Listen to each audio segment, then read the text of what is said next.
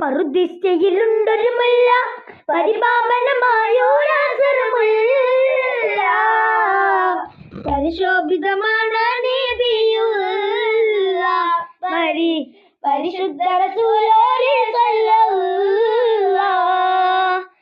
ലാഹൂത്തിനധിപതി നൂറേ, ലാവണ്യത്തിനൊളിപതിരേ, ലാഹൂത്തിനധിപതി നൂറേ, ലാവണ്യത്തിനൊളിപതിരേ, ലോകിൽ മേനന്ന പുനായകനേ ഗീതസുരേ, റോയേ ലോകം പാടത്ത പുരാണകനേ ബിയദിന്നൂരേ.